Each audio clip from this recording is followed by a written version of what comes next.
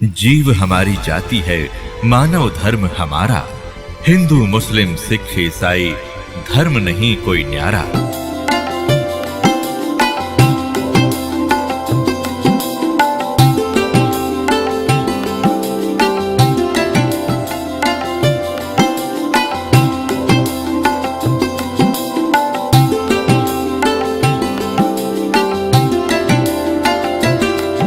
उन्होंने क्या बताया है कि जैसे धर्मदास जी ने कहा कि आज मोहे दर्शन दियो जी कबीर, आज मोहे दर्शन दियो जी कबीर। सतलोक से चल कर आए, सतलोक से चल कर आए, काटन काल की जंजीर, आज मोहे दर्शन दियो जी कबीर, आज मोहे दर्शन दियो जी कबीर। नानक साहब ने कहा है, मलुकदास जी ने कहा है, जपो रे मन परमेश्वर नाम कबीर, जपो रे मन साहेब नाम कबीर। एक समय गुरु बंसी बजाई कालंदरी के तीर, एक समय गुरु बंसी बजाई कालंदरी के तीर। सुर नर मुनि जन सब थकत बहे हुआ, रुक गया दरिया नीर, जपो रे मन साहेब नाम कबीर। दोनों दीन का झगड़ा ठन गया, टोहा ना पाया शरीर, जपो रे मन साहेब नाम कबीर। दास मलूक सलूक कहत है, खोजो खसम कबीर, जपो रे मन परमेश्वर नाम कबीर। नानक साहब जी कहते हैं, हाई सूरत मुलुक की वेश, ए ठगवाड़ा ठक्की देश, खरासी आना बोता वारी धानक रूप रहा करता। श्री गुरु ग्रंथ साहिब जी के प्रश्न नंबर 24 पन्ने पर ये वाणी अंकित है कि एक सवान दुई सवानी नाल भलके भोकाई, सदा ब्याल कूड़ छुरा मूठा झूठा मरदार, और ये धानक रूप रहा करता। भाई सूरत मुलुक की वेश। फिर नानक साहब जी कहते हैं, तेरा एक नाम तारे संसार में, एहो आस एहे आधार, ये धानक रूप रहा करता। भाई सूरत मुलुक की वेश, ए ठगवाड़ा ठगी देश, खरासियाना बोता वार, ये धानक रूप रहा करता। और प्रश्न नंबर 731 पे कहा है कि अंधा चुंदला नीच जात परदेसी, मेरा छिन आवे चल जावे, और जाकी संगत नानक रंदा, कैसे मोड़ा पावे। गुरु ग्रंथ साहिब जी के प्रश्न नंबर 721 पर लिखा है, एक अर्ज गुप्तम पेश तो दर कून करतार, हक्का कबीर करीम तू बे अपरवरदिगार, नानक बुगोयत जन तेरा तुरा, तेरे चाकरा पा खाक्स फाकाक। तो फिर आदमी दादू साहिब जी ने कहा है, जिन मुझको निज नाम दिया, सोए सतगुरु हमारे, दादू दूसरा कोई नहीं, ये कबीर सिरजनहारे। आदमी गरीबदास साहिब जी को परमात्मा मिले जब वो 10 वर्ष की आयु के थे।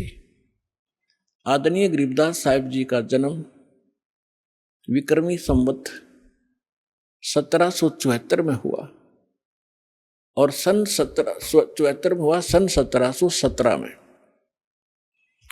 और 10 वर्ष की आयु जब हो चुकी थी, संवत 1784 और सन 1727 में, वो परमेश्वर जिसकी महिमा का गुणगान वेद बताते हैं, वो कैसी लीला करता है।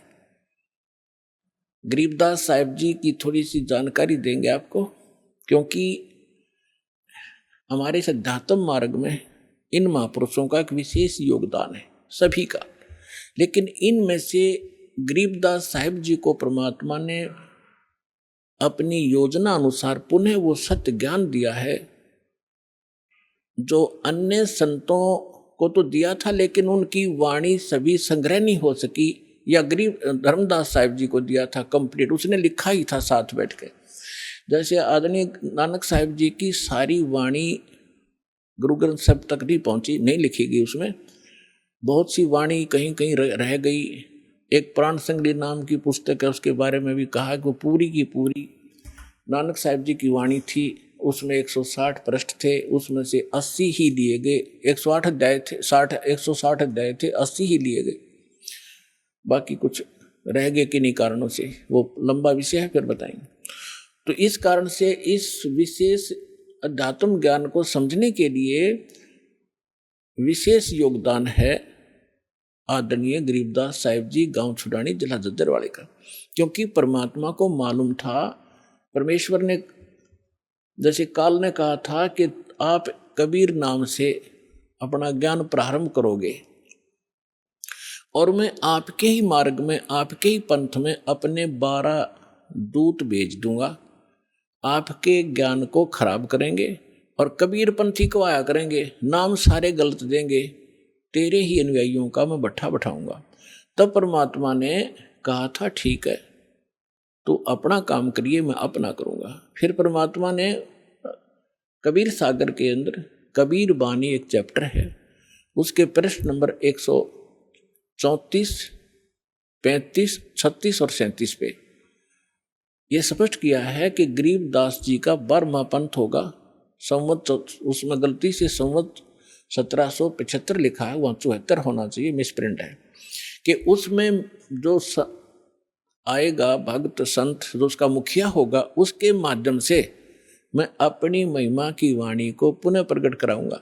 लेकिन उस गरीबदास पंथ वाले भी उससे परिचित नहीं होंगे, असंग जन्म तक वो मेरे इस ज्ञान को समझ नहीं सकेंगे। फिर परमात्मा ने कहा था कि जब, जैसे काल ने कहा था 12 पंथ करूं मैं साजा और नाम तुम्हारा ले करूं आवाजा, 12 पंथ चालू करूंगा तेरे नाम तक, परमेश्वर से कहा था। और 12 पंथ नाम जो ले ही सो मेरे मुख में आन समोई, और अनेक पंथ चलाऊं, उनसे न्यारे ये राधा स्वामी, धन धन सतगुरु, जय गुरुदेव, और ये ठाकुर जी, विनोद वाड़ा, ताराचंद, ये और अनेक पंथों में से हैं।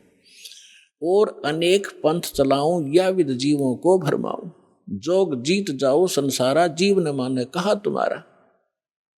तो इसलिए परमेश्वर ने कहा था कि चौथा युग जब कलयुग आई, तब हम अपना अंश पठाई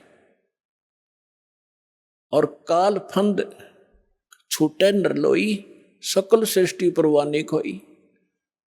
ये तो उन्होंने बता दिया कि 12वें पंथ में मेरी महिमा की वाणी प्रकट होगी। उसके बाद फिर उस गरीब 12वें पंथ में हम ही चलावें और सब पंथ मिटा के एक पंथ चलावें। तो उस परमात्मा ने ये दास भेज दिया पुण्यात्माओं, गरीबदास पंथ में ही दास का से ही निकास हुआ है। फिर क्या बताया है कि कलयुग बीते 5500 पाचा, तब ये मेरा वचन होगा साचा। कलयुग बीत जावे जब एता, और सब जीव परम पुरुष पद चेता। 5505 जब वर्ष बीत जाएंगे, उस समय ये मेरी बात सत्य होगी कि मैं 12वें पंथ में स्वयं आऊंगा, सब पंथों को मिटाकर एक पंथ चलाऊंगा। अपने आत्मा थोड़े से दिन की बात है, बुद्धिमान समाज है, अभी तक उनके पास ये ज्ञान पहुंचा नहीं है, और पहुंचने लग रहा है। परमात्मा तो दयालु है, घर घर टीवी लगा दिए, मोबाइल बना दिए, इनमें चिप डलवा लो, सीडी बैठ कर देख लो, पुस्तक पढ़ लो, टीवी देख, कहीं ना कहीं कोई ना कोई तो मार्ग से अपने बच्चों तक ये पहुंचा कर छोड़ेंगे। और जब उनको ये समझ में आएंगे, ऐसे आएंगे दौड़कर और सब एक हो जाएंगे, सबका मोक्ष होगा, सब यहाँ भी सुखी होंगे और सतलोक जाएंगे। जहाज भर भर कर भगवान आपको सतलोक छोड़ का होगा।